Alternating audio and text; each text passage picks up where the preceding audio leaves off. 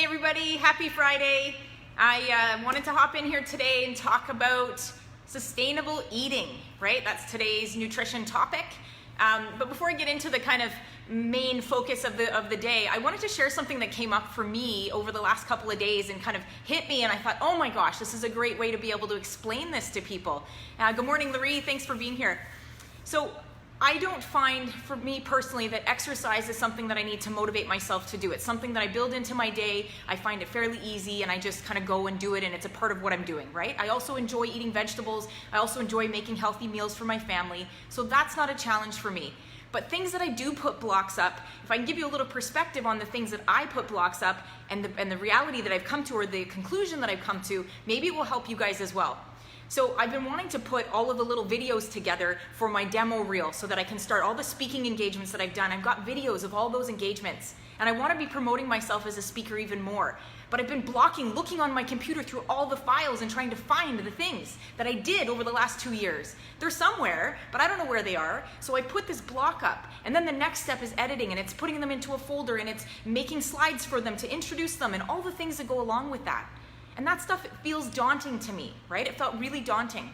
Well, guess what I did this morning? I spent 20 minutes scrolling through my computer to find those files. I put them in a folder on the desktop, and now I have them there, and now I can move to the next step. Well, that's the same thing with health and wellness, right? We just need to take one step, because once you do, you gain momentum to do the other things, right? You start to feel good. You recognize, wow, I did that thing, and now I've got momentum, and now I want to do the next thing. Right? So whether it's whatever the block is or whatever the feeling you're having around making improvements to your health and wellness, making changes, I hope that was a helpful analogy, because we all struggle with something, right? But when we take the next step, we can get to the next level, and we can keep the momentum going, and we continue to make more changes. Okay, so I hope that was helpful. Hey Jane, thank you for being here this morning. Okay, so 90% of diets fail. That's what we're starting off with today. Okay, that's a huge number. And the reality is, most people, if you've ever dieted and you're listening to this, I'm talking about, rigid meal plans, following some strict guidelines, maybe eating packaged, processed little supplements or bars, right? If that's something that you've experienced and you've experienced dieting, you know what that feels like. And the aftermath of that is even worse, where most people gain back weight or gain back more weight than they had before, and it's this vicious cycle, right? It's a vicious cycle. You want the result, and you get there, and then you go back to the way things were, because we can't function on a diet forever. It's not sustainable, right? And then we fall back into old patterns, and eventually we just get back to where we were. So I am here to share with you ways that you can make eating sustainable for life, and not a vicious cycle of diet and off diet and on diet and off diet, right? The yo-yo. We don't want to do that anymore. So I'm here to help you with that. Next thing I want to talk about, many research studies are coming out nowadays, giving people the tools and tips and kind of sharing with them that when we come at nutrition from a focus of sustainability, looking at, okay, how can I maintain something and maintain my health for the longevity? When I'm putting those right things in place, it doesn't include dieting. It doesn't include restrictive eating, right? It's a lifestyle. It's a lifestyle change, and that gets people results, and it's something you can maintain. Okay, so that's what the research is stating nowadays. I believed that for many, many years, but people are getting on board with that and realizing that more and more all the time. Okay, so you want me to get into the tips? What are we talking about? We're talking about how do we make sustainable eating a part of our life. The first thing we're going to do is stop counting calories. If you're someone who counts calories, or if you've counted calories in the past, you will probably agree with me. It's tedious, it's time consuming, it makes you super obsessed, right? You can give me some likes or share some comments here if you guys got something to share. Makes us obsessed, makes us a little bit crazy, because we get uber focused on calories. So then what are we counting? I encourage you to count how many glasses of water you drank today, how much quality protein you ate today, how many cups of vegetables you had today, right? Fiber. Did I get enough fiber today? Count those things, because that's where the nutritional value is coming from. You can eat a cookie that's 80 calories, and you can eat an egg that's 140, but when we look at it, what's going to give you more sustainability, nutrition, and protein? Well, we're going to look at the egg, and we want to eat the egg, but if we're on a calorie-restricted intake, the cookie looks more appealing, right? So we want to really focus on counting the right things. Hey, Daniela, thanks so much for being here.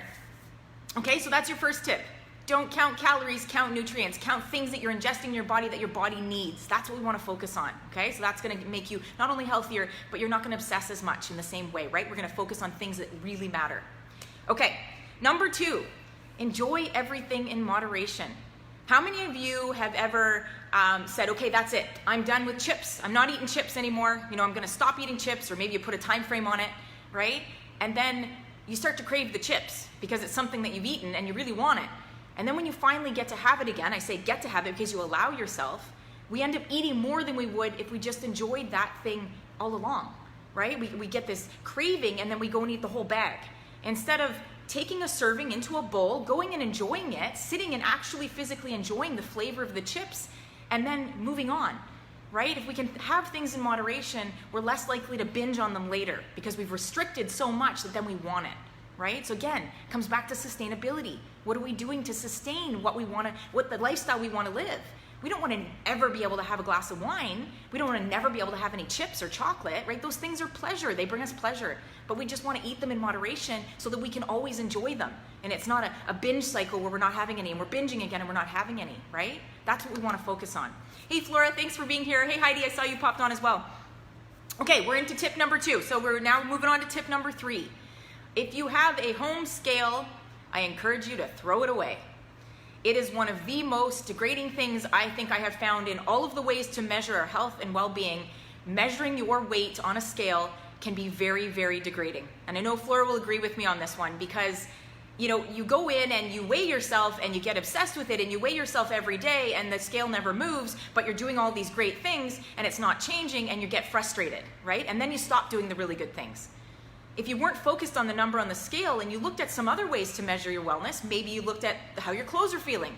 Maybe you looked at how you've been eating lately. Maybe you looked at how strong you are, how many squats you can do these days. I mean, running after your kids and you can keep up, right? You run up a flight of stairs. Wow, I feel really good. I didn't feel this good before, right? Measure your wellness and your well-being by something other than a number on the scale. There are lots of ways to measure, okay? So really, I encourage you to do that. Get rid of the scale. It's not the best thing. It's not the best motivator. And find some other way to measure your health and well-being. Okay? If any of you are agreeing with me, give me some comments here. Let me know your experience. Hey, Sarah, see that you just came on. Awesome. Thanks for being here. Okay, number 4. I will recap all of these for those of you who came on late. Number 4, speak kindly to yourself instead of beating yourself up.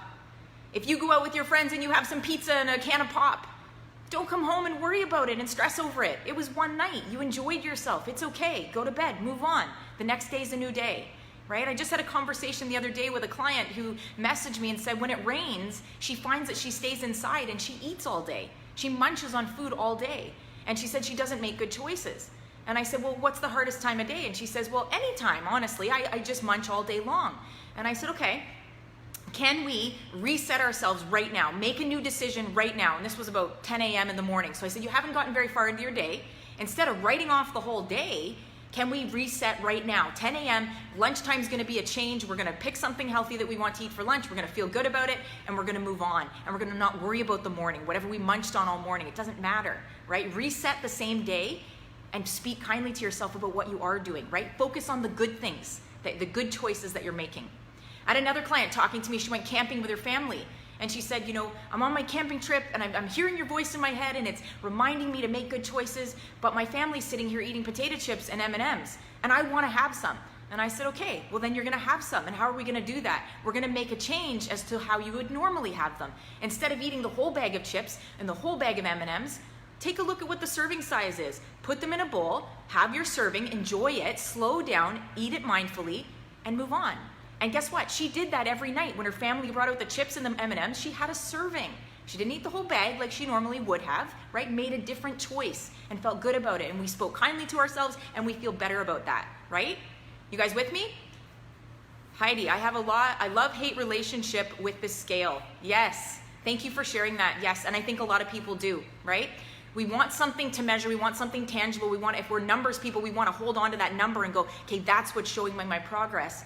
But the problem is, and I don't know if this speaks for you, Heidi, but the problem with that is when we start to gain muscle and we start to gain strength through exercise, that number on the scale might tip up a little bit before it goes down. And if we're only focused on that number, we're going to give up on all the other good things that we're doing, right? And it can really kind of be a mind game. So we can talk about that further privately, but I do want to encourage you, take a look at it. What is the scale providing for you? And are the pros outweighing the cons? Maybe not, right? You might want to get rid of it. Okay, tip number 5. Prep goes a long way.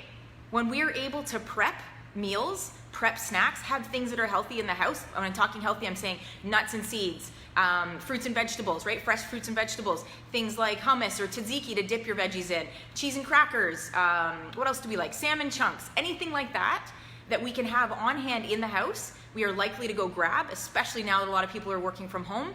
But also when you go back to the office, what are you taking with you that's giving you sustainability? What's helping you feel good, right? Bring those things that you want to eat because you're likely to eat them, okay? So prep goes a long way, thinking ahead, not leaving the house without a snack. I never leave the house without a snack and my bottle of water. Everywhere I go, they come along. Flora teases me, but you know what? She looks at me and says, do you have any water? I'm really thirsty. Oh, I'm suddenly feeling hungry. Do you have anything? She knows I'm gonna have something, right? So that's just how I operate because I want to make good choices as often as I can, and a little prep goes a long way. Okay, Larie's giving me something. If we are not making pounds our goals, what is a tangible goal we could make for ourselves? If we throw out the scale.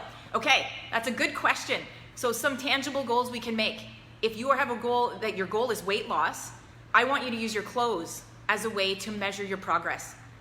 If you wear a belt for any of the clothing that you have, if you have shirts that button up, those are really great ways to measure progress. So try to put on that shirt that you've enjoyed or a sundress maybe that you haven't worn in a year. You know, give yourself that marker of, oh wow, I really want to wear that shirt and I want to be able to button it up and not buckle in the front. I'm going to know if I've lost weight when I put it on and it's going to feel good, right? And we're going to be able to button it up. Or same thing with the belt. That's a really great one. If you're looking at, again, weight loss, you can use a tape measure if you want to tape measure your waist and just use that as a tool, as one tool, right? You can use the tape measure and say, okay, today I'm this, and in 3 months from now I'm going to look at myself again and I'm going to check again. So there's ample things we can do. I always go back to the strength stuff, right? The strength or the endurance, because that's how I feel strong. I want to know that I can pick up my son when he's wanting to be, played with, and I'm strong enough to do that. I also want to know I can run up a flight of stairs without getting winded. We live in a 3-story townhouse, and sometimes I forget something in the basement. I have to go all the way down to the basement, come all the way back upstairs, right? So those are ways that I encourage people to measure their progress.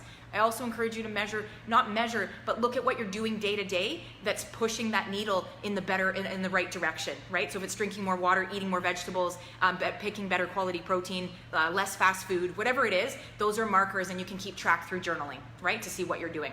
So you have to pick what's right for you. Okay, hope that answered the question.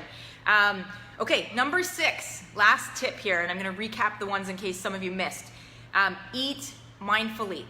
So what am I talking about here? I'm talking about slowing down, sitting at the table, right? Not working through your lunch break or powering through and inhaling your food at your desk.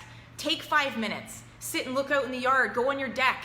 If you're in an office, go to the lunchroom or go sit outside and actually enjoy your food. Don't rush through the day, right? Eating on the go, we end up eating more, we end up making poor choices. We grab something that's there that we might not have chosen if we had planned a little bit and we sat down to enjoy it. When we don't eat mindfully, we end up binge eating, we end up eating more than we want to, and we end up not feeling all that great, right? So just slowing down, listening to your body's cues for hunger and satiation, that's the best thing you can do, really, really slowing down. So a few tips on how to do that. Put your fork down between each bite. If you're someone who just eats quickly, lots of people do, put your fork down between bites. You can also talk to somebody at the table, have a conversation. My wife eats quite fast. I eat very slow. So I am always sitting there still finishing my food and chewing away, and she's usually done.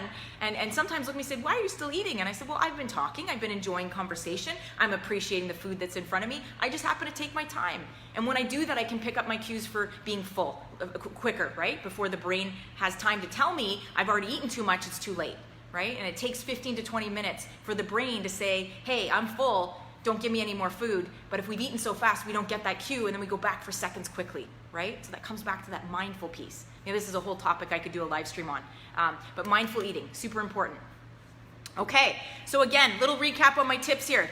Number 1 was stop counting calories and start counting the things that matter. We talked about that. The second thing was enjoy everything in moderation, no restrictive eating, no taking everything out and not having a whole food group, right? Everything in moderation, it has its place unless you have allergies or illness, right? Number 3, throw away your scale. We had a little more conversation on that. Number 4, speaking kindly to ourselves, not beating ourselves up. Number 5, prep goes a long way. Planning before you leave the house. What are you gonna need today? Even if you don't know you're gonna need something, take it anyway. And number 6 is eating mindfully. I hope all of these tips were helpful. And you guys, there's a link above to grab a free snacking survival guide that I created when COVID first hit and I was at home. I got a bunch of messages from people and I kept seeing posts saying, oh my gosh, I'm eating more bread, I'm drinking more alcohol, I'm eating more sugar in the evenings than I ever did because I'm stuck at home. Do you have any tips for that? Anyone got any ideas? So I created a snacking survival guide to help you guys navigate mindless eating. So grab your copy of that. It's free. The link's above. You can check it out. And I hope these tips were helpful. So you guys can leave me a comment below. Let me know if there's something more you would like me to share. Again, doors are open to the membership. So this group membership is open as of now. So you can participate, you can join us. I invite you to do that. There's a link in yesterday's, I think there was a post went up yesterday. There'll be another one going up tomorrow with more information on checking that out if you are so interested, or you can private message me for more information. Yeah, hopefully this was helpful, you guys, and I will see you soon. Bye.